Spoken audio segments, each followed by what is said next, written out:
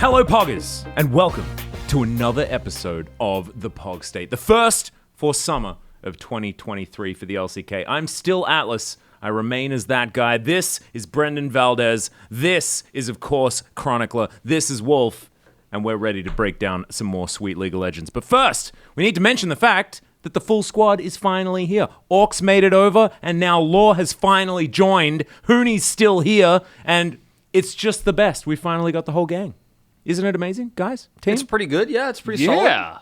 No, I rounded out a team. We all have a little bit of time off. We all sleep a little bit better. I didn't work today. I just came in and did the Pog State. Isn't this I just played Diablo all day long. Oh, nice. Amazing. Living his best life. Yeah, I'm so refreshed. We have some patch notes to talk about as well. Unfortunately, they nerfed Twisting Blades. It no longer reduces... Oh, hang on. No. We've got patch notes for League of Legends to talk about because, of course, we're moving to 13.11 for next week. A couple of weeks, we can talk about how many nerfs Zeri is getting on this patch, can't we, guys? After what happened today. Of course, just to remind you guys, this Pog State episode is being filmed after our 6-game day. We will be insane. And the last game was Genji versus T1 with Pays or Zeri completely obliterating T1 in the final team fight. And he also played extraordinarily well. I don't want to take anything away from him, but that champion is broken. No, even as a PACE fan, I was like, this is not okay. But you know what's even better was in Game 5, Gume Yusha also said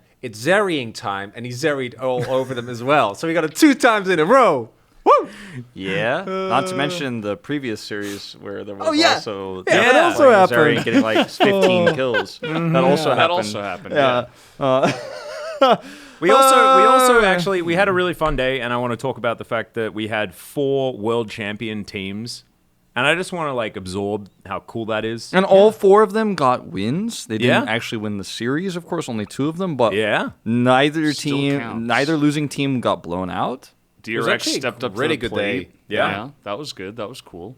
And the League of Legends was like, it wasn't the level that we're now telling all of the LPL fans, like, step aside, don't worry, we've leveled up. But man, it was some interesting games. Like, there was some back and forth. You didn't know who was going to win. It was very, very cool. It was a fun day. Definitely some things to work on, though. And we will go over that in our overreaction segment, where once again, we are going to be predicting exactly where everyone is going to stand at the end of the season. However, first, we need to have a look at our first week of play here, and namely, I want to start off with the players that have just joined us. Of course, Teddy coming back on Live Sandbox.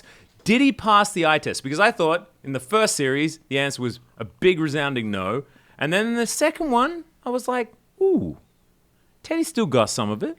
What do you guys reckon? I think he needs a little bit more time before I really make a big call, but I think first series was a bit weak. A second series was much better, and I think it kind of proved that he can still be the Fountain Laser 1v9 guy. So that was nice. It kind of like keeps his theme going, still running here into 2023. So I think that's good. I don't know if he's going to be able to carry his team against some of the better teams. I think individually he has kind of passed the eye test in my sense, but you know, he's still on Live Sandbox at this point. So I think they'll still struggle even with Teddy in the lineup. Like, it was a noticeable difference from Envy in that one game where he carried, but other than that, I think I still need time to declare whether or not he can, like, 15-2 like Def did or something like that to single-handedly carry against a better team. Yeah, I'm feeling like the change will make them marginally better, but for me, Sandbox, what they were lacking is just consistency in general, and I think that in the first series against D+, Teddy was actually fine, but Kael had a horrible series. And Kael was, like, decent in the second one, but Willer, who was kind of invisible in the first one, which, you know, you're playing mid-jungle against Showmaker Canyon, that's to be forgiven, did look a lot better. So I think that it's an upgrade, but I don't expect them to really go beyond what they were last split. And I do think that some of the other teams are kind of gonna level up. But Teddy, individually, I'm happy he's back. I think that him on Sandbox is kind of funny because it's the cool kids, and then you have Grandpa Teddy.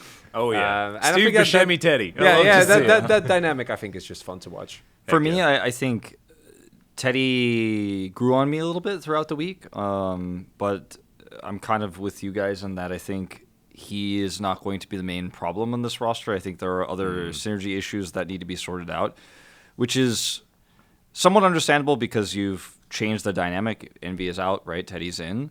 But it's a small change, and Envy wasn't really the strongest part of that roster. In my opinion, it was actually Willer through a majority of the season. So the fact that they seem a little bit lost here in this early part of the season makes me wonder how much time they were practicing and scrimming during the offseason, because they seem significantly weaker than what we saw from them in spring out of the gates. And we're seeing other teams, for example, like Kwangdong, who look significantly better, right? And I think Kwangdong spent a lot of time in the offseason. Liv Sandbox, I'm not sure. Bring a new AD carry in, last possible second. Sometimes there are going to be some growing pains, but I think Teddy, unfortunately, even if he gets back to his peak form, alone won't be able to get the job done. You need a team to play around, and I'm not confident that's there right now, at least after week 1. I kind of agree. I think that Liv Sandbox have a lot of potential, but I don't think that they are the Liv Sandbox from spring, the team that's going to surprise us and be far further up the standings than we were expecting. I don't think that's them. I think that's a different team this time around. But yeah, there's been a few other new additions as well. It's not just Teddy, because Quad's made his way back, formerly known as Sulka. It's not necessarily one of these stories that we're telling really happy things about. He has been playing his Cassiopeia that he rode to rank 1 here in Korea, but it was otherwise not the greatest of experiences. There's one thing we can say, and that he is better than Fiesta, and that is maybe that's a Noxium needed. That's all I really have to say on the matter. Chronicler likes to say nice things. I think he's leaning on the Cassiopeia pick, even when it doesn't make sense. I think that even though individually he seems to be stronger than Fiesta, I will 100% agree with that. That's why I gave the thumbs up a second ago. I think that his champion pool seems to be quite small, and his teamwork right now needs a lot of help. Like, he looks like a solo queue Cassiopeia one trick that got pushed into a pro team. And I mean, well, yeah. And unfortunately, that usually doesn't lead to success. So I'm pretty down on him at the moment. I want to see some growth out of him throughout the season, but hey, don't worry, because he's not the worst. It's fine. That one belongs with somebody else at this point. I think he is looking potentially better than Karas, yes. Karas is having a bit of a rough one. We'll talk about that a little bit later on. Yeah, I think being a Cassiopeia one trick at the moment is much better than being an Azir one trick on he's getting buffed next patch. Hey, there you go. Maybe we're just maybe they've been scrimming on the wrong patch. Not entirely sure. But I want to finish on a little bit of an upbeat, and this would have been a downbeat if we hadn't have had the next 2 games in the series between D+ Kia and DRX, and that is their new imports from their academy roster. Kang Yehu Kang Yehu is his name. That's just his full name. We call him Yehu here. We keep the K as silent, and it bothers me a lot because I read things and I read names, and if a player does a thing, their name is there, and I'm reading what they're doing, and then I screw up the play-by-play. And Valdes is exactly the same, and we're bothered by it. But his name is Yehu, so it makes sense to call him Yehu. My rant is now over, and we're going to move on. But Padak also having a really, really good time. Man, this guy, impressive. Yes, he was playing Zeri today, but even kind of like I like these new players coming in. So Padak is something that obviously as we know, been following challengers for a while. You guys are also now all invested, which is great. But I've never watched Academy, because that is like it's really there's only so far into the weeds we can go. so far down we can go. I studied Academy before I became an LCK caster because it was the only thing that was happening that I could watch, and I feel like I might have actually warped my perception of League of Legends. It was probably not a good thing. So he came in as like, why are they not picking Master Yi here? It's insane. So if you're familiar, or Academy rather is like, it's like bi-weekly tournaments, and it's constantly rotating rosters, and like the players do like 15 name changes. It's really hard to keep track of, but I do know that Kevin Kim of Horizon does actually follow it. He was really excited about Padak, and I was a bit like, oh, but Plata is actually great in the context of challengers. He was decent in the LCK games we saw him in, but I think Yehu had a pretty decent showing. I think his aggression is nice to see, particularly because Fade didn't really show that last split. But Paddock is legitimately looks awesome, which I think is really, really cool for a first week here. It's crazy. We actually, I heard a little bit of inside intel. The whole reason for the switch was that DRX just did like an internal tournament just to see who was going to be the best. They cycled through each of the players and just chose the best performing players for their main roster, and it just so happens to be Yehu and Paddock that got through. Yeah, I feel like there's something that happens in professional esports where it's like, fans will get really angry when like their favorite player just kind of gets dumped, but I feel like DRX were kind of in a spot where some hard decisions had to be made, and I think with that, it seems a little bit somewhat hastily thrown together, like just one internal tournament. This guy was the best on this day. We're going to pick him up. Like, I'm sure they did a bit more than that, but they look like the best players individually to come up compared to what we saw out of Fate. Now, I don't know what's going on with Duck Dom. That's kind of a different story. Charles Dickens story, perhaps? A Dickens story. Dickensian story. Yeah. But yeah, I mean, Paddock looked great. I think Yehu is serviceable. I think he looks a little bit nervous, but I don't know. Like Paddock, on the first day he was a little bit invisible, but at least on the second day he came out. Whereas Yehu came out great in the first day, a little bit more invisible on the second day. But in general, I feel like they had to make some hard decisions, and they did. So I'm kind of for it for DRX, given their spring, which was really bad. It was just really bad. So, I mean, yeah. It was a tale of two ducks, so to speak. We had Duck Dom, and then we had Paddock. And Paddock has come in to me as a player that I had low expectations for. And then tonight, they were really heavily broken because he played incredibly well. His positioning in particular was what was most notable for me. He was playing against Canyon's Wukong and just not getting caught like ever. Always avoiding the Cyclone engages. Very good positioning. Knows exactly how far to stay back and then to go in as Zeri. I mean, yes, Zeri things, but still. And we've seen greater players than him get caught by these types of engages. And it's both that he's... The best thing about him, I think, is a lot of these younger players are playing with something to prove a lot of the time. I have to prove that I'm good, or I might get pulled back, especially when you're competing with Duck Dom and Pleta, got MVP of Challenger Spring. You put a player in this position and they often try to overachieve, like we see in Challengers oftentimes when you're in Challengers. Like, I'm trying to prove that I need to go up to the top roster, but I feel like he's just trying to win. He's just playing clean, standard League of Legends, and that's what's the most impressive thing. He's super young, super clean player already, not nervous, not overconfident. It's like he was always there. It's like he just belongs to this team, and he feels like the identity of the team now is somewhat focused on him, and that's exciting. And he gets to play with world champion Beryl, so Yeah, you know that 100%. he's getting boosted up and actually being put in a really good spot. I think Right, that... guys? Another one. Yeah. Yeah, I wanted to, because we might not see Dog Dom. Obviously, he was dealing with some health issues as well. But to me, Dog Dom was never necessarily the problem with the Dog Dom Beryl combo. Beryl looked much more egregious when it came to the 1v1. Oh, yeah. But regardless of who you feel like was to blame, they clearly didn't work well together. So in that light, I really like the Paddock change.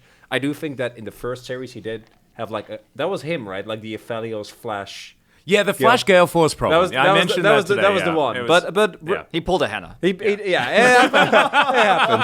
happens. Or a Vital the other day. That was cool. Oh, too. yeah, Vital did that, like, the 3 times. 1v5. Yeah. Fun times. But I am just happy to see that a team with Beryl and Croco has 2 extra psychopaths that are ready to just go in. And it might not work, right? But I do think that the team looks like they are at least on the same page. And Rascal looks just incredible. He's just insane. Yeah. Yeah. Oh God! It's the fact that it's like Rascal and 4 psychopaths. That's the team, and it's. I love that. It's almost working. We're talking about a team in like a really positive light that's now 0-2. Like they're not doing great. They're currently last. But it's a good last. It's not a really bad last. They had tougher right, opponents guys? than some of the other. Yes, I would say that. Anyway, that's a bit sad. So let's talk about something a little bit more happy, shall we? And that is the fact that in the first week, we've actually seen a lot of diversity as far as picks in the jungle are concerned. We've seen the Volibear come back. We've seen the flex of the Scion jungle, which happened today from Canyon, which I think was out of necessity, but it was a beautifully executed necessity that obviously had a plan behind it, executed very well, very, very cool. Saw the Nautilus, the Kanabi special, come in today as well by Croco, and he actually looked fantastic. His snipe hook that came out onto Deft in Game 2. Oh, baby. Sorry, I'm like just trying to open the water. What's quietly, happening? But it was really hard. It was really hard. You like that? You like that guy trying to sneak in, but like it's a creaky door, and so instead it's like as loud as possible by going. I'm trying to open up potato chips in the movie theater. Yeah. You know, Yeah. No, sorry, everyone. Yeah, well, You're fine. completely ruined my entire intro of explaining all of the jungle picks that happened, but that's definitely been a cool thing in the meta. Does that survive the patch change as we move towards 13.11, gentlemen? I think so. Yeah. We also had For the next couple of weeks, at least. I think so as well. We had the same thing again today, or after in the T1 series as well, where they picked Jax and then flexed the jungle, and they got true. the Malphite. Didn't win the game, but the Malphite did work out extremely well. And I wouldn't be surprised if we see I more think of Zeus this. worked out pretty well Yeah, in Zeus the 1v1. Zeus has been looking great. Yeah. He's not great enough to here win. in the regular season. Always is. Yeah. I mean, I think he was fine at MSI as well. But that's like a whole nother... Yeah, okay. What's MSI? It's fine. We don't talk about sorry, that. I We forgot don't the talk term about that doesn't here. Exist. Ian, But- cut this part of the video. Okay, continue. Jungle pick diversity to me is in a decent place. I think it was Wolf who said it earlier, because there's like Vi and Maokai basically are always banned, because those two are very far ahead of the curve. But then after that, we still have Wukong for like, how long have we had Wukong and Viego for like a year and a half? Yeah, at this Viego point? took like a timeout. Viego took a had some little rest, time out, and then he came back. But like he was, since his release in like 2021, he was meta for the entire year, and then he had like one split off. I think he just take it easy. Doesn't want to get You burned guys out. remember Silas?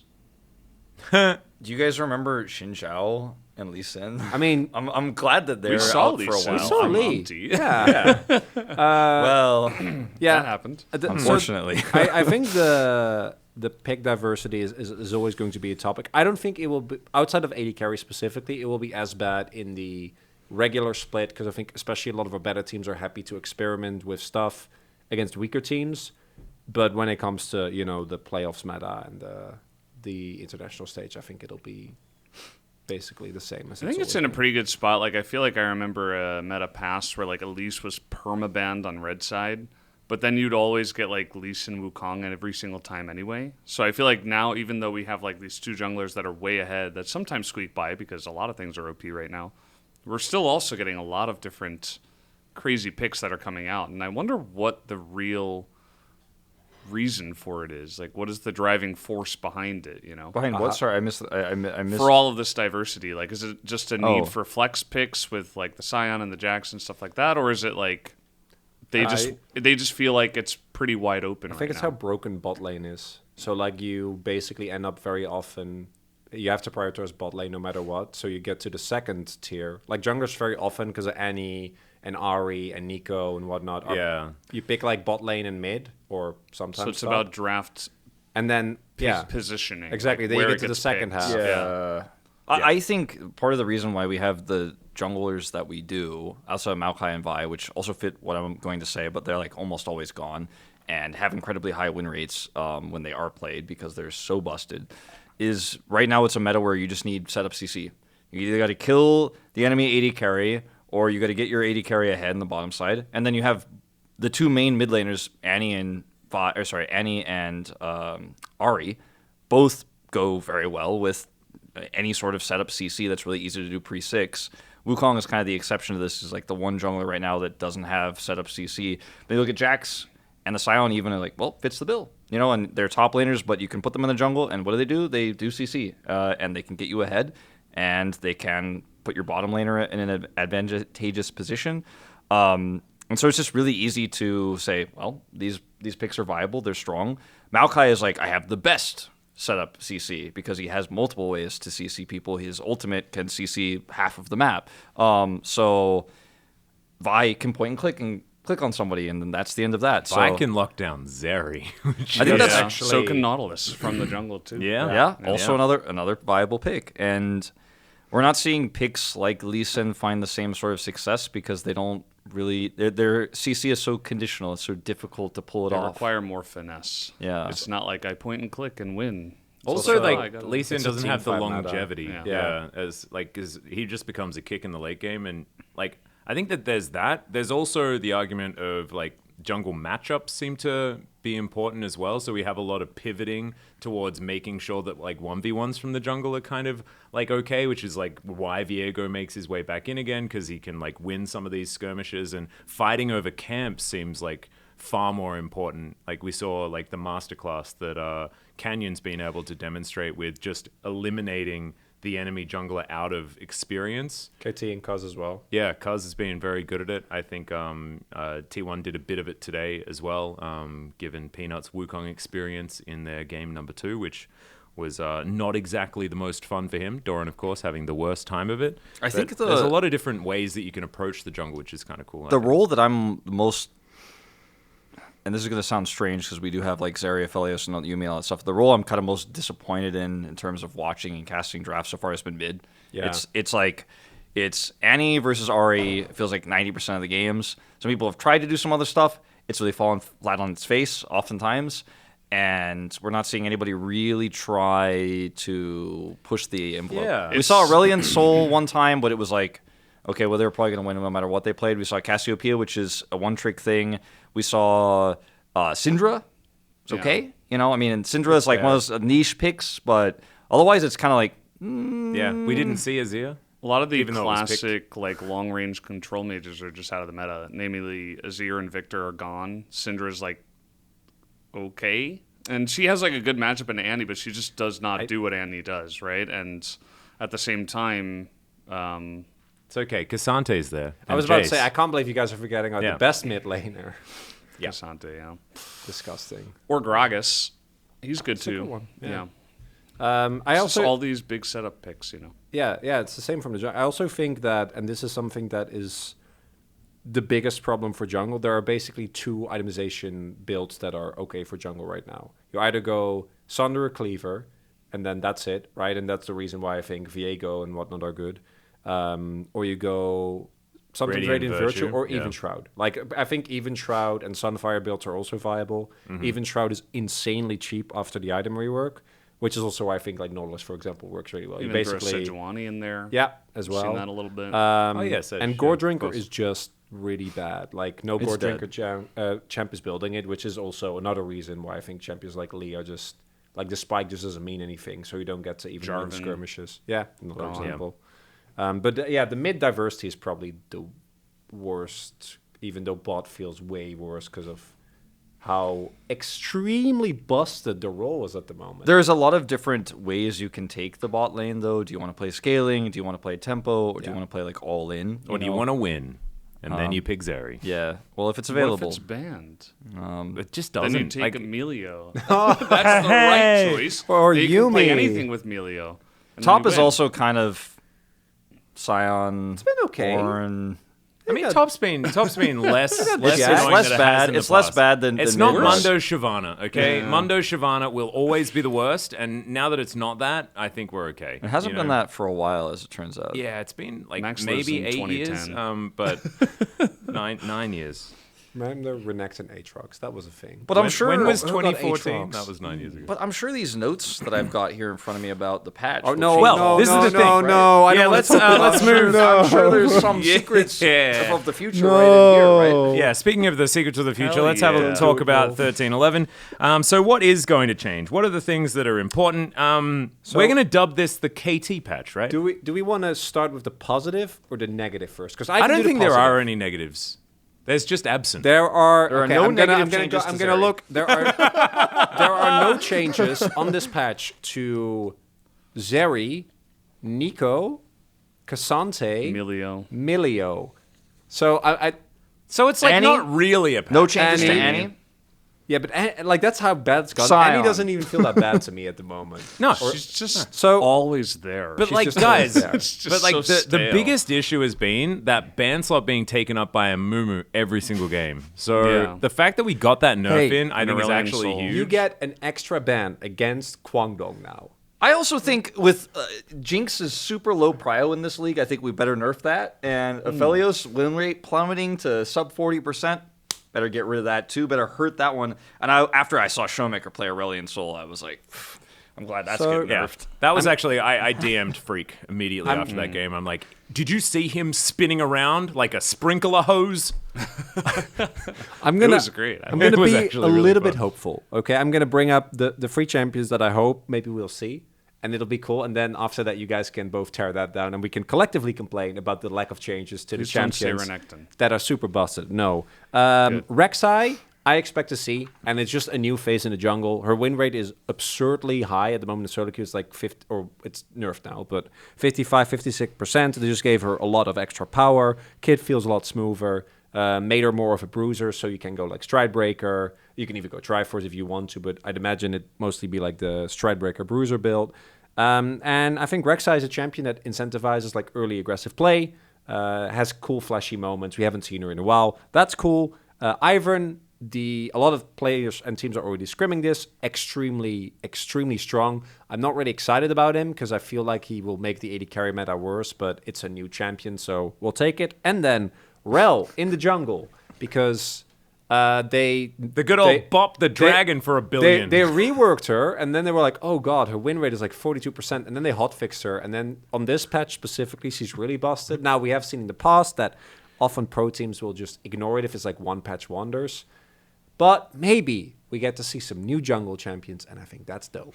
I think we will not see any new jungle champions, but that's okay because we Oh, already we'll have see a lot. Rek'Sai 100%. Okay, That is besides, yeah, no, I'll guaranteed. give you Rek'Sai. I'll give you Rek'Sai. We'll definitely see Ivern. I don't think Ivern is gonna make it in. It's too good with AD carries. I think he's like, too squishy He though. has a shield. And also, wasn't Peanut I a think bit it's of too an squishy. Ivan adopter back in the day? I think he No idea. I know Raptor and Umpty are spamming the ever-living hell out of it. Yeah, that would make sense. I am concerned because we That's had good. Fiddlesticks, for example, That'll- when Chronicler was very much on we're 100% going to see Karthus and Fiddlesticks all the time, Fiddlesticks and is it not a happened shield. like exactly less than one time, aka 0 times. Ivern But has a lot of CC. He has great supportive capabilities. He's very strong. Doesn't what take any happens when you resources. don't have top take any prio and then the resources. Viego comes and finds you and the top laner comes too and then Ivern dies and then dies Just again and then protect him. dies again? Just protect him for it. Just go into the bro. LCK forehead. doesn't do squishy junglers, except Umpty sometimes. I could see Umpty playing it because he does stuff like that. He plays Lilia, and sometimes it works, but I think it's... Unless things change more drastically in the meta and some other stuff changes that we're not really foreseeing right now, I don't think he'll make it. Although I do agree that if you can make it work, he does make 80 carries even more busted. The shield is insane. If you get the second shield as well, it's actually crazy. I Would just we don't be able think to he ever makes see it. a Daisy versus Tibbers 1v1? I hope so. Probably. That's what I Honestly, need. it probably will happen if I don't think he gets Daisy played. has a good time in that. What do you mean? She knocks him back. Yeah, but Yeah. Annie burns everyone to death. I don't think Daisy. I mean, Daisy did get buffed on this That's patch. true. Daisy was like her third hit was like doing a heap of damage when Ivan was good last time, which I feel like was a million years ago. So I think Renekton's changes are pretty minor in the grand scheme of things, but I do think that Renekton is, if we can find more AP junglers of any type, including, like, for example, bringing Squishy Ivern back, maybe then Renekton becomes more meta and we see him played mid because he is great lockdown for Zeri as well. We've seen a lot of games in the past where great Renekton players like Kana, for example, did this very successfully a lot. You lock down the Zeri and then you blow her up. His kind of point-and-click CC is very good in this meta, but he's not that tanky, and sometimes games get beyond his ability to do that, and he's just, unfortunately, then a paperweight.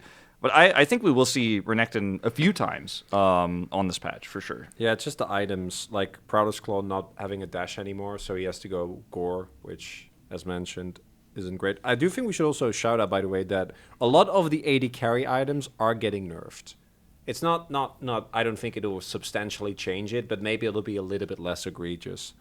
Like Static Shiv, Zeri will or be sorry, not fine. Static Shiv. No, Storm Razor. Storm Don't Razor. talk about that item, Sorry. Wolf. The Yeah. item that That is illegal. That aiming bot by mistake, or something like that. A Storm Razor is what I meant, which is what aiming probably should have bought in that case as well. That's what he was trying to buy, I think. Yeah.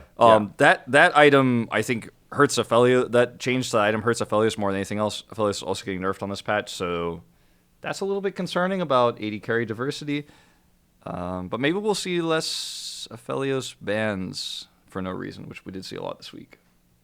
Yeah, we saw, especially in today's final series, Tier 1 versus Genji, the Genji Aphelios bans. Yes, Gumayusi fantastic at the champion, but there are other things, I think, that could have been a little bit more game-breaking. But we don't necessarily know what is going on in scrims. I like the Callista buffs. I like the idea of lethality Callista being a thing. I've been talking to Keeson about it, and he thinks that it's, like, legit.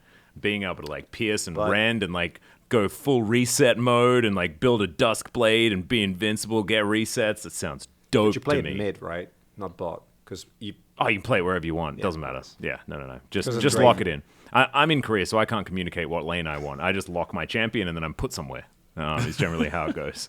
The Callista can be a support as well, so we're safe. Usually it has an icon next to you, lets you know what role you're supposed to play. Unless you're just playing that's normals. If you're playing that game mode. That's a suggestion.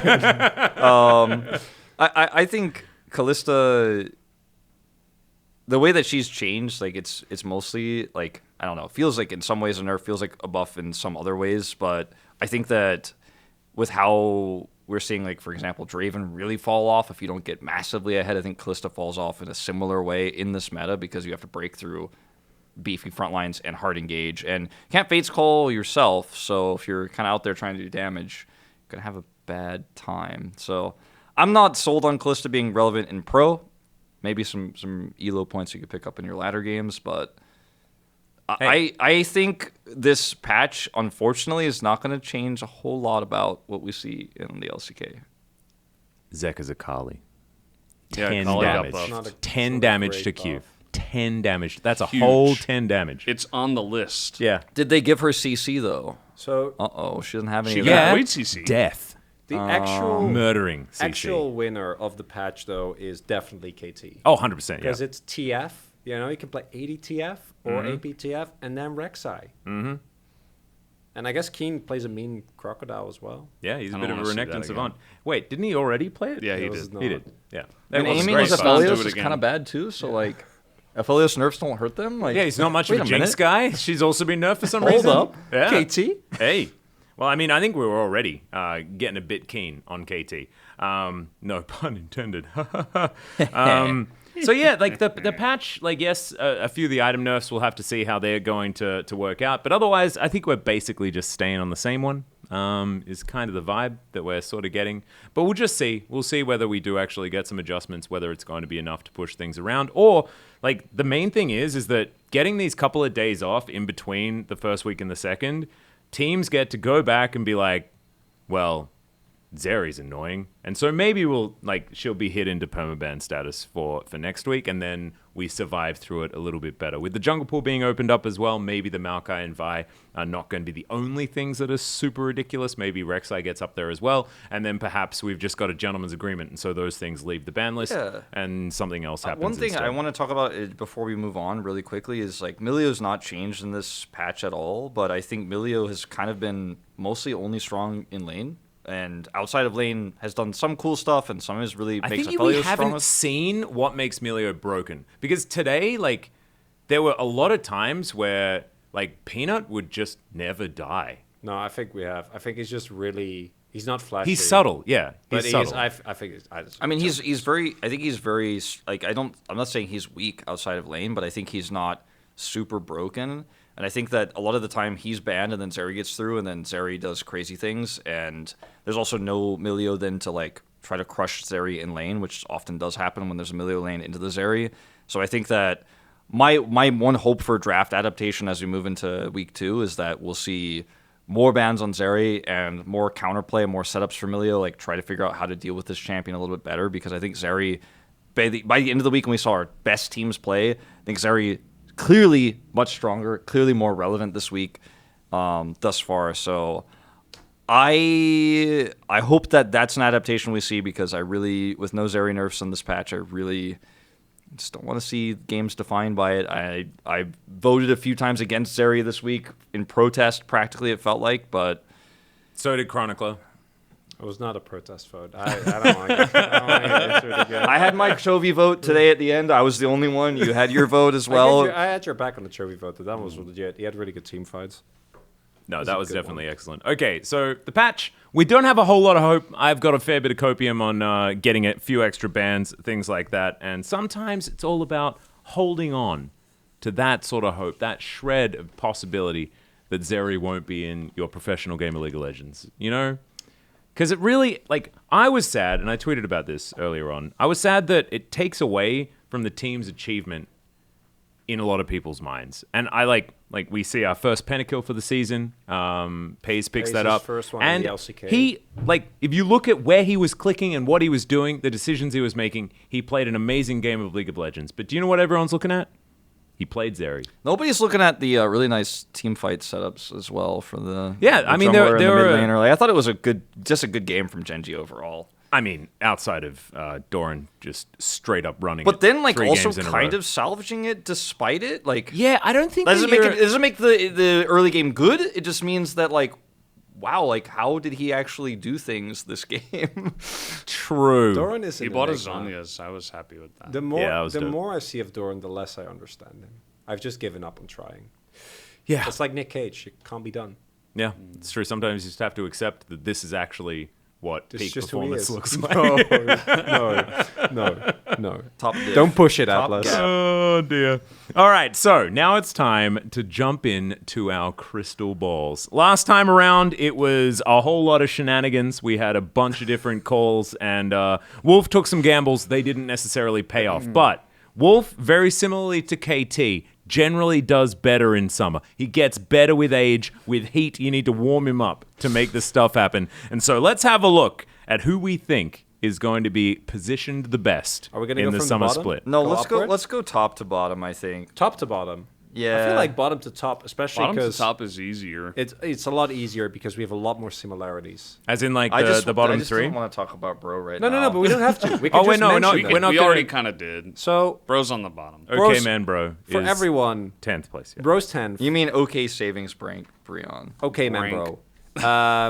Yeah. Bro 10th, Okay, Nongshim bro. 9th. And they're 10th because they lost 2 devastating series against teams that are also weak. Yes. And also the So way they Nongshim are played next. gave us no faith Zero at all. confidence. Yeah. Yeah. So Nongshim were next, and although they looked good against Bro, it was against Bro. So they're 9th. Yeah. Yeah. Same roster. I mean, they have quad, but Effectively fields. the same team. Yeah, we're all kind of on the same page with that. Things start to change a little bit though when we move up to the next Yeah, spot. 8th is kind of all over the place. We have 3 different teams in 8th. Yeah. Which is pretty nutty. So I'll talk about my DRX placement first. I actually think DRX might be the sandbox of last split. I think that might end up way higher, but I am counting on in case it doesn't happen, right? I'm counting on the week 4 or 5 mulligan that we get. We can swap 2 teams. I'm like, Swap. that might be DRX for me. I think DRX is like I can simultaneously, maybe they'll end up swapping with Kwangdong, right? Who I, spoiler alert, have making playoffs. I think that DRX is a team to me that in the D clusters looked really good. I've heard some good things, but actually delivering on it after how weak their spring was, I can't really reasonably place them higher. But I think that 8th is where I expect them to go. But if there is a team that like shoots up the way that Sandbox did last time, I think it might be DRX. It's not DRX. There is a team that it is going to be, but it's not DRX. I like where your head's at. You know, So- like you're searching for it, you're just getting the wrong team. I went Live Sandbox here, which I think is one of my 2 big controversial takes I'll have in this list, and I think Live Sandbox really disappointed me this week, and I'm basing this off of my list is based off week 1 results only. So like almost everything that you'll see in this list is kind of like based on what I see and the potential I see because So T1's next? no, Because like they're even on standings. but I'm talking about performances, potential, right? Live Sandbox. I want to get serious about Live Sandbox, right? So Live Sandbox wasn't impressed. Coordination all over the place. And it feels like another repeat of like, oh, will Live Sandbox grow over the course of the season? I'm like, we already had that growth period. So for me, if you're going to spend that time growing, well, for example, Kwangdong Freaks has already grown massively during the offseason. They look way better. DRX is showing a lot of strong potential right now. I think we have not even seen like half of DRX's potential. I have to put Kwangdong and DRX ahead of Live Sandbox right now, like 100% in my mind, because Live Sandbox can't start from zero again and then become a playoff team. I just don't see it. I had Kwangdong at 8th because wins against Bro and Nongshim don't count.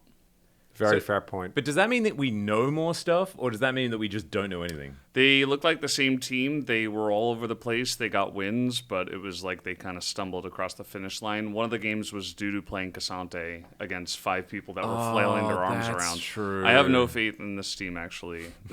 I'm being really mean, but No, honest, that's because good. I don't see what you guys see yet. I think it's kind of just week 1, very weak strength of schedule buff.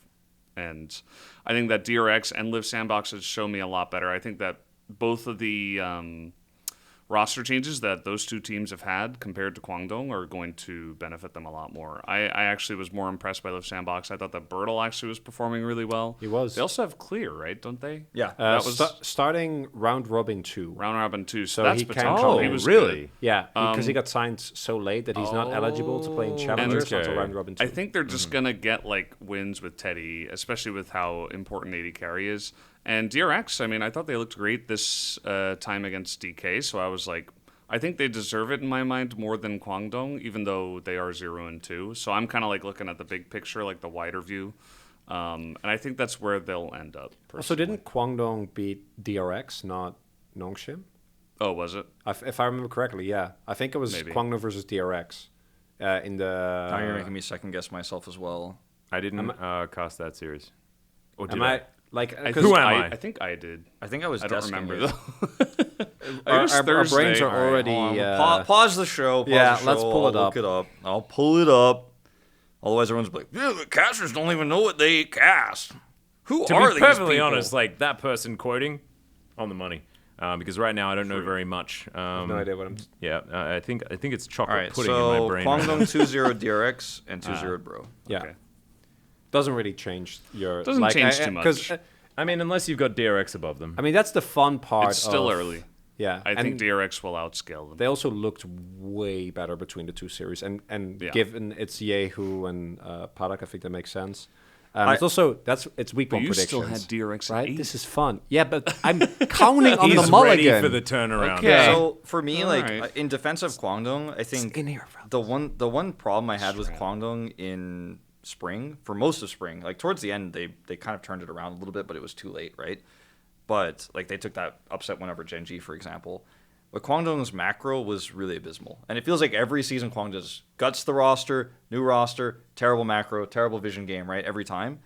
This time, spring season was like that, but at the beginning of summer so far, the macro game from their leads was really good. They actually pushed their advantages super hard, and I look at that. We know Bulldog's laning is pretty good, right? That's kind of like all he did in spring. We're like, wow, his laning is good. Then he turns his brain off, and things get a little bit weird, but he looked really good so far in terms of what he was doing macro-wise in the first week against, again, only 2 opponents, but I know I overrated Kwangdong last time as well, but that was kind of a meme. This time I'm feeling like this team is definitely going places. I think they have the right direction. They're moving in a way that means that they're like game sense and their progression of how they play around the Rift is much better than I have expectations for Live Sandbox. Live Sandbox, on the other hand, like again, going back to that, like these two kind of swapped for me for Valdes. Live Sandbox, like they're clueless about where they're going on the Rift and like what objectives they need to take and how they want to set up. So that's one of my reasons why I've got them above, like Chronicler does as well. Yeah. I have Sandbox in 7th, barely not making playoffs, and then Kwangdong above them. Yeah. But it's time for you, Atlus. Yeah, so I just want to like clarify that I think that the top 8, I think the bottom 2 are like at the bottom of the cliff in a pile. Yeah, there's a tier break here. Yeah, and then there's like the top Yeah. of the cliff, and that's where the 8 teams are like hanging out, you know? And I think that there is a very clear gap between our bottom 2 and the rest. I've got DRX sitting at 8th, same as Chronicler. I don't have the same faith that they're going to be like the dark horse that I can swap at the 5th game. I just predicted who I thought was going to be at the end. Just making the prediction straight up. Not going to trade anything. Just not going to. And then Live Sandbox I put in 7th place, and I just defended them, but I have them only one spot higher, which is why I wanted to clarify that I think if you're above the bottom two, then there is a lot more leeway and a lot more that we can discuss. Mine gets fun when I have Harmalife Esports in 6th. That's what I was waiting Want to for. talk about? And Kwandong Freaks are my 5th place team. I reckon this team is actually legitimately good. I think you guys are all just trolling. I think Dudu's the best top laner in the league, the only one that's able to actually take Very control. good at Cassandra. Yeah, you have him in 6th. Yeah, but I have them above a super team. Above a super team, Chronicler. You shut up. I mean, Atlas. let me ask you. I mean, to defend Max a little bit, like of these two top laners, which one do you think has played better so far, Kingin or Dudu? Okay. Which junglers have played better, Young Think Jay about- or Clid? Think about who Dudu has played against. Damn, I want to change my Yeah. list. I do not Dudu wanna did change play my against Rascal, but Rascal wasn't. Yeah. Wasn't Again, No, No, that Rascal DRX wasn't playing as well Wasn't because he today was Rascal. against Dudu. That's why.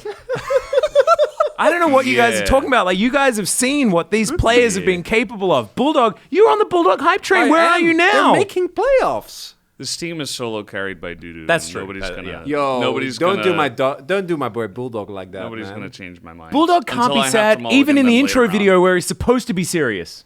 He's just like He's just a happy-go-lucky boy, just bringing up the spirits of his Honestly, team. my only concern with this team is the bottom lane, which Yeah. is it Well, is they're very, not it my is very concern. relevant in the meta. So I'm like, Scrimbucks are saying that Taeyun and June are really good at the moment. Their performances have been crazy, look and they are very psychopaths, nervous. and they've actually been performing well. I mean, So DRX I've been- believed in them once, and it didn't go Yeah. very well for them. My- but, my- the my- rest of the team, I'm feeling good about. I used to think June was good until I saw him this week. Go on. I don't need to say anything else. Were you guys not watching the same games that I were? I think the Rakan, guy just- the I don't know. Rakan recall was really rough, but I do. That's only one part of it. Yeah, I mean, there's more. That one. Fellas to me actually was has the a one list that- of 13 Yeah, I parts. listed What about the Zeri recall grievances today? against Valdes. Yeah. The pays recall. We've had That was some the game we've they had some- won, wasn't it? Yeah, it was. It wasn't recall. Yeah, it was. Yeah, it was. Yeah, he it was recalled the- while he watched yeah, Carrier clear a control ward, and then saw Carrier zoom towards his location and was like, "I'll be fine." He won't blind hook it. Yeah. Well, he wasn't blind. He was on a ward. No, I respect it. I think that Taeyeon and June for me also are kind of the issue, and I don't think that the Moham solves the situation. But as we see, you can have as long as your bot lane is serviceable, which I do have faith that You they can will win be. 2020 Worlds. Well, also not only that, but also KT's bot lane is not necessarily their. I really like Lahens, but it's not about the bot lane, right? Lahens is more about what he does for the rest of the team. KT is a team that to me works because of how good their top side is and how they work together and how they impact the map, even in the bot side focused meta. And I think Kwangdong are just a worse version of that, but I think they can make playoffs off of that. I think that but the bottom lane is psycho on Kwandong. They are. They have a psycho bottom lane instead of having a neutral bottom lane. Leave aiming behind and go. Yeah, to but Yeah, my yeah. issue is that it's good to have a psycho bot lane if they play tempo picks like Draven and Kalista and stuff like that, but they just play Aphelios and Zeri and then they're psycho and then fall behind and Yeah, I'm but, it's not. What if those picks get nerfed into the ground and then we're just in a meta where it is just psychopaths? I just think the around? personality trait and playstyle doesn't line up with the scaling. So and carry on, meta. maybe not. onto Hanwha, where I feel like we have very aligned opinions. Yeah. I'm going. We haven't talked about Close it at all, enough, but I'm going to yeah. blindly assume that bot lane, or rather AD carry. That's one, How far yeah. can Viper carry That's this why they're corpse of a there. team? That's why they're there. Yeah. Yeah, and then we have Zeka and Kingen, which depending on the day, 10 like, damage. are And the meta. 10 damage on Q. well, not only meta, but They're so meta reliant. I mean, and I think Zeka also literally had he had a really good Gragas game one, and then went on to have the worst Gragas that we've seen this week. In back-to-back games. he's very volatile during regular season. It's Yeah. weird. So If he gets on a roll, he's good, but then Yeah. day by King- day, it's is this the same person? It's really strange. it's a decent meta for King, and he'll be what he's been for the last 2 years, which is a perfectly serviceable top laner. And then the support and jungle situation is not good. yeah. It's bad. I mean, life did get POG on Blitz. Okay. Hey! Yeah. Dude, Life, yeah. No, life I'm actually, just messing life with actually did. No, I mean the first week life has been fine. Yeah, life has been fine. The problem is Clid, and it always has been Clid. And I don't think it's necessarily Clid's mechanics that are the problem, guys. I was having a discussion with a friend of mine today, and I was just saying, like, it's just that Clid doesn't know when to go in, or he only goes in and that, like, doesn't communicate it all that well or something like that. Like, I imagine if everyone's brain on Humble Life Esports was wired the same as Clid, the team might actually just be amazing. Like, if they just knew, like, when Clid was going to be, a crazy person and run in, and everyone was there, like, no one's ever there. My take on Clid is that, you guys remember that game he had in spring season where he was, like, 5-1 on Vi in, like, the first 9 minutes of the game? Yeah. He plays every game like he's 5-1 at 10 minutes, but he's usually not. And so, like... He's like, I'm super ahead, we're going to make this play. And everyone's like, whoa, slow down, brother Clid. I mean, there's moments like that, but there is also the moments that for me make me a lot more scared and like hurt a lot more. For The hesitation he has sometimes as well. Well, it's the moment where he's playing Viego. You have your flash and you have your ultimate, right? And he still gets caught by Ahri, like, who comes over a wall, and you have 2 amazing escape tools, and neither of them actually get you to safety. Oh, that mid lane play around the dead turret. Yeah. So that's the one where obviously last You split. re-hurt me. My feelings are re-hurt. Obviously, last split, Clid had the worst Maokai play I've ever seen, where he W'd and then Q'd a Maokai out of someone. He smashed them out of a Jhin W, and then they didn't get the kill.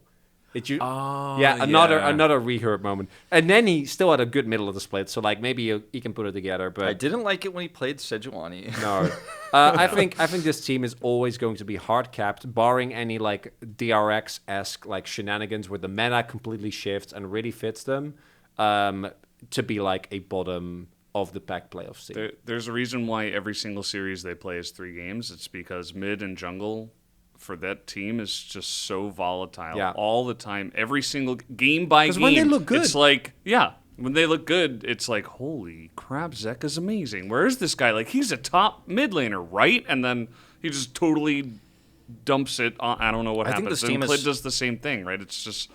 Yeah, it's just unfair to the rest of the players. They're so to be emotional. honest. They're It's so emotional hard. and so momentum based that like they can beat T1, for example, in spring when no one else can because they're feeling on. They're high rolling. Day.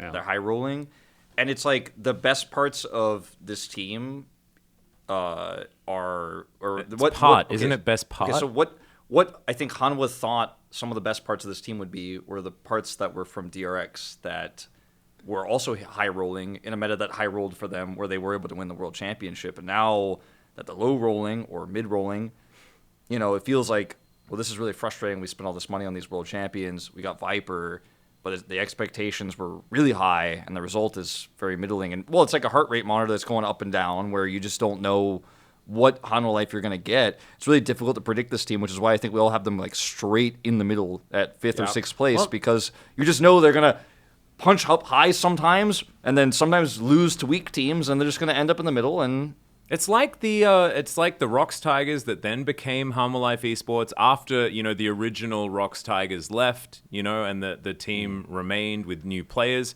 They've been 6th place. There was like that one time when Chovy was on the team, and we did the amazing run, and they were at Worlds, and it was cool and that sort of stuff. But just like no matter what they do, they're mid. With Viper and Lahens.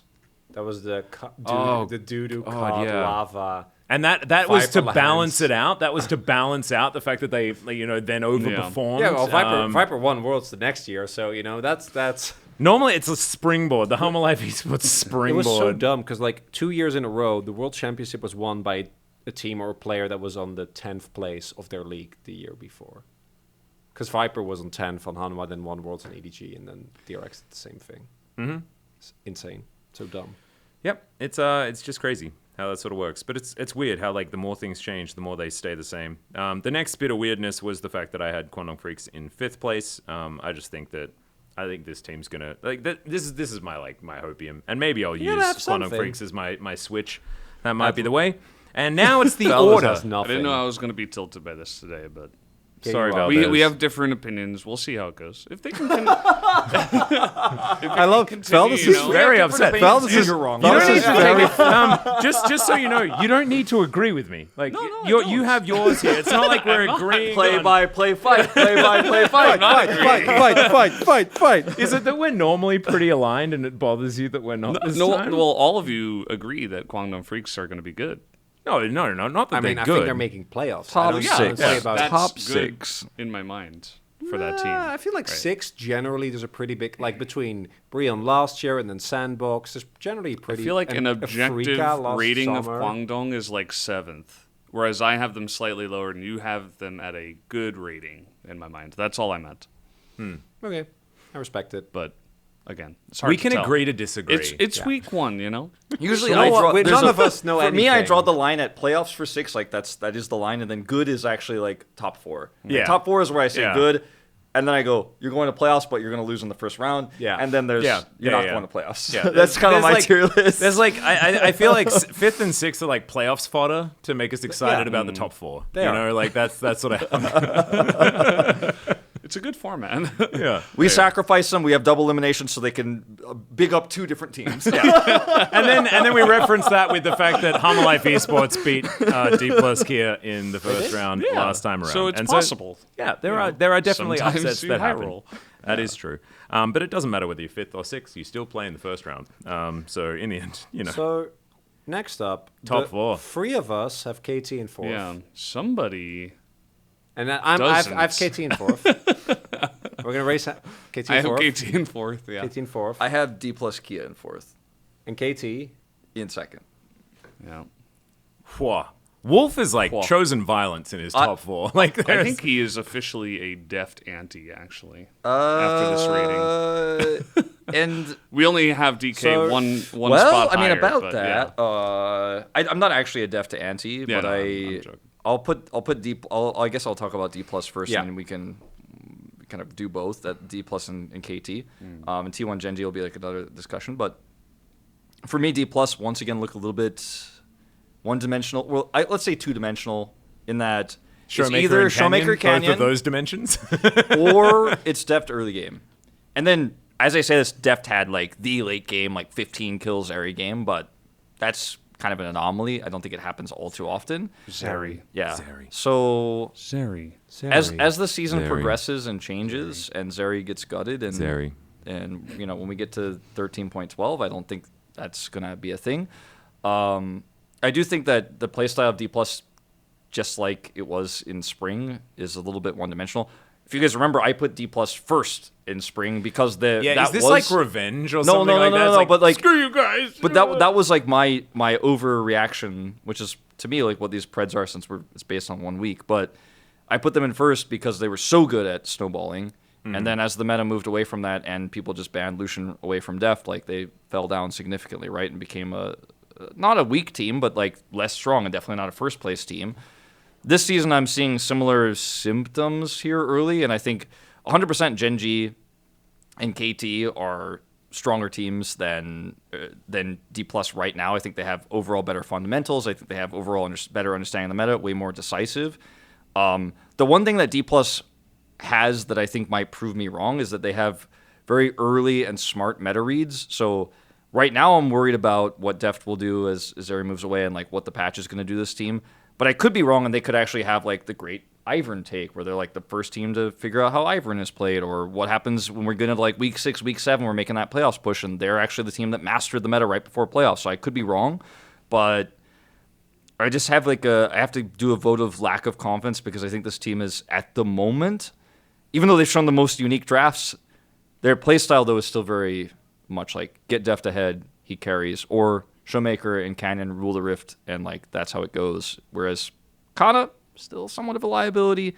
Deft on late game 80 carries can be good, but I don't think he's as good as aiming right now overall. I know that's going to be a hot take. I don't think he's as good as Guma or Pays, like not even close. I think Guma and Pays are can much we better. can we phone Orcs? We need to phone Orcs, like the king of aiming anti. So yeah, because to because me that's just straight up there's- factually wrong, there's- isn't it? Like in I every mean, single like regard. after 1 week, I don't think we can say that. But to me, my read is that No, but like how long have both of those players existed in the league? Like a really long time. I'm not talking about like. No, we're talking Deft about has right. a lot of trophies, bro. Yeah, we're talking about but let's No, but that Okay, should man, play bro. into like how you rate a yeah. player. To me, not for this because I'm talking about who's going to win the season, not Yeah, who it's more won current Worlds form. last year. but even in the current form, in my opinion, the top 3 AD carries are in no particular order because I think there are so many factors influencing this. By a large margin, Arguma, Pace, and Deft. And then Viper, but Viper doesn't have a team, so like he doesn't. Yeah, he would be in that list. Pays sort of like Viper exists as like a ghost. Yeah, up there. yeah, he's just like, hey guys, Like, I'm not here. I but would I be should there. I would be. I could be. So let me clarify because I feel like everyone's like, no, you're wrong, and I'm like, oh, okay. Well, you just said aiming was better than def. I think right now what KT does and how they play around aiming. Okay, so I should clarify that what I mean is not that aiming is a better player than Deft. Okay, good. Okay. But I think right now aiming in this meta and how KT plays is often given more consistent resources than Deft is given when he's playing not Lucian or Draven, for example. And as such, like sometimes Deft gets to late game and pops off on, for example, Zeri because of his opportunistic plays and some stuff that happens in the mid game. Whereas KT are like, we're going to get aiming ahead. He's going to have a lead. We have a game plan around this player, even if he's not playing, for example, Draven. Like they know how to get aiming ahead on Zeri. They know how to get aiming ahead on Ezreal, for example. So I think the way that KT plays around aiming in a meta that's so AD carry centric is great. And I think Deft has fallen off as a late game AD carry player over this year, in my opinion. I think he's a better overall player, and yes, he has a lot more historical achievements than aiming, but I don't know if that's as relevant. I think Deft is much more focused on the early game, which is something we've spent a lot of time talking about, obviously, in the spring season. Yeah. No, I agree with that, but I also think that it's like almost for reasons that are the opposite of what you're saying. I think aiming doesn't need any resources, and KT doesn't give them to him because they have BDD and Keen who win the game. Yeah, and I so agree. like you don't actually need to give aiming anything. He takes scraps, but he does well with scraps. Like he gets more out of the gold, the limited gold that he gets, than a lot of other people. He's really good at playing with low resources. Very similar to like what Ghost was praised for and things like this. I think there have been games where aiming has done that, like this season, for example, on Ezreal, like where he's just sitting under turret, like, That's what I'm saying. Like I'm agreeing with you. I think that like aiming is right for KT. But I think that oppositely, though, like part of why KT had so much success at the end of, and now we're going back in time a little bit, but the end of spring season was because they had Cuz playing for bottom side so extremely aggressively. On the red side, he was like invading and taking the red buff away and actually pushing and denying enemy CS, and aiming was laning aggressively with Lehens Blitzcrank, like stuff like this. This is kind of my take in that I think aiming can do well with no resources, but at the same time, KT play really well around him and empower him. And I think that, and like, that's not even like the main reason I put KT above, but when we're talking about aiming versus Deft, like zooming in on this one facet of these two teams, that's the part I'm feeling very good about KT. Whereas I'd say oppositely, even though BDD and Keen are amazing, I think the synergy that Showmaker and Canyon have right now is unmatched probably in the LCK in terms of jungle mid. That's fair. For me, KT, the problem is twofold. I think aiming, particularly the highest level, the meta might shift away from this, and then KT might benefit somewhat. But I feel like pro play is getting, and it has been for like since 2020, I think how good your AD carry has been really important. That was the last year where it was really topside focused, and I think in 2019 we had that as well, right, where it was more about, and 2018 obviously was the year of solo lanes. But in recent years, AD carry has been so important. Aiming to me still feels like I would trust any of the other players to, when they are put in a position to like, you have to do this, you have to carry this game, I will take any of them over. And I think that KT as a team in general, to me, is the most volatile. Maybe D+ matches them, but KT to me feel like the biggest gap between a good day KT and a bad day KT is like colossal. And I feel like on a bad day, Gen G can still pull it together. T1 can still pull it together. D+, I imagine, are going to do, but it is week 1, right? So we don't really know as much. D+ might kind of fumble, because I have KT 4th, D+ 3rd. I mean, everybody has KT 4th except me, right? But I actually are we talking about? put them Are we higher. going? I all the wanted way- to put them. Are we higher. going? me Or too. are we actually? I guess we're talking about KT because this is going to be more D+ focused, but now it's become more KT focused. It's more KT. Yeah. Yeah. So, because I have them second, I guess I have to talk the most about this and like really. You're the one to not have the top two out of the top two. So I also think that KT have played the map really well, and their objective team fighting is arguably the most decisive out of any team in the LCK right now. And sometimes that can be a detriment. Like we saw even in the losers finals with Aiming playing the Ezreal game where they were actually so ahead and then they just kind of into losing that game and threw it really hard by fighting aggressively at the wrong times. I think that they're super decisive. BDD has been such a consistent player for this team, and already in this first week, minus what was a weird series against Genji, who's, in my opinion, the strongest team in the LCK right now, they've just been so clean. And like, the way that KT sets them on objectives, the way that they play as a 5-man unit when they are on their best day, is really strong right now. And I think that synergy was built over like the early parts of spring, then in the later parts of summer. This team almost went to the finals. And now I'm like, okay, well, they already had the fundamentals, and I think they get even stronger as the season progresses. And I guess like that's all I say until we talk about the other parts that I have different from you guys, because I don't want to talk this entire episode. But I think KT has a ton of potential. Yeah, for me, I wanted to rate KT higher because I feel like there's something that fits. Like KT in my mind are a jigsaw puzzle that works. You know, It does. like It really you does, can put all yeah. the pieces together, and I think it's because of their resource management. They know who wants to take what. They don't have like too many chefs. It's like the right amount of chefs.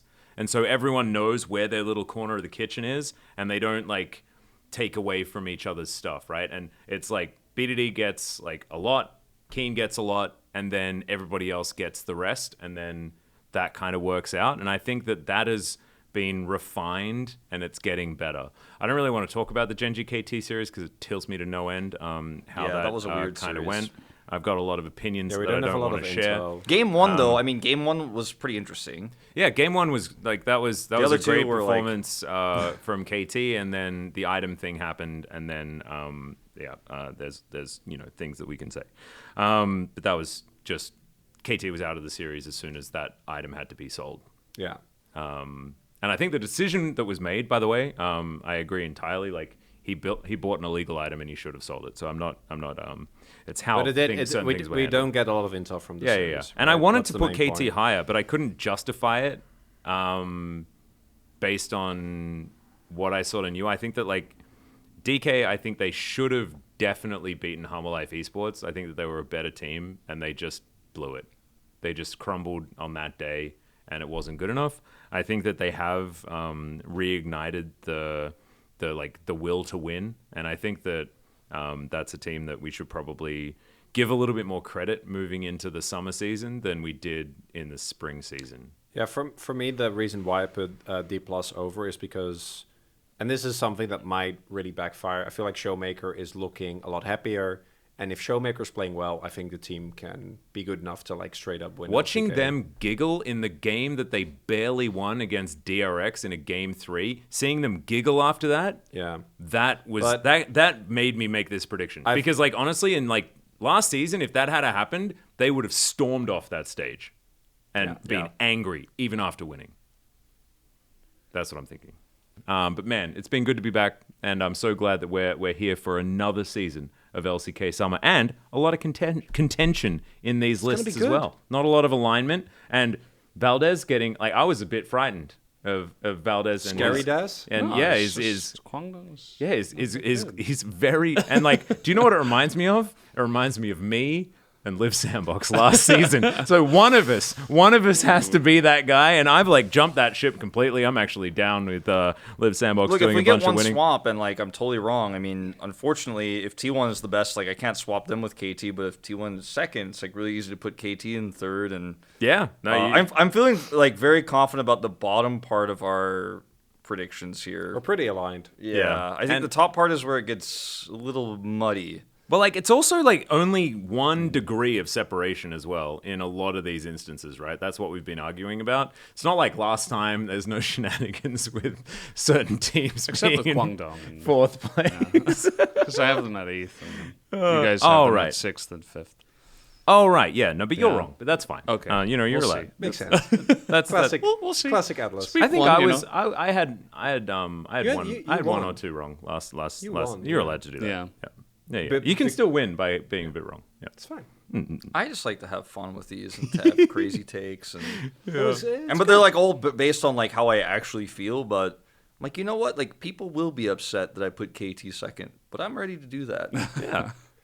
I'll leave everyone with that. You know. Yeah. I think I should have been braver with where I put KT. I feel like fourth is a bit of a cop out. But I knew they were going to Worlds, That's their and so I spot. wanted to put That's them where in they fourth. go. That's where they belong. That's where they There's belong a all jigsaw the time. puzzle, and you put them in the shelf in the right spot. Number 4. Yeah. No, but like, you should see my house. There's not, the organization just isn't quite there. But that will do it for us. Thank you so much for watching. Make sure that you like, subscribe, and like and comment and all that sort of stuff. Let us know what you think about our ridiculous takes and also week. about the Very well, this is of course based on all of our incredibly accurate information that we have about the remainder of the season that we've seen because we have the script. We'll leak it to you as we continue on. Make sure that you come back, watch the next episode of the Pog State. But for now, good night. Thanks for watching. Bye. Bye. Bye.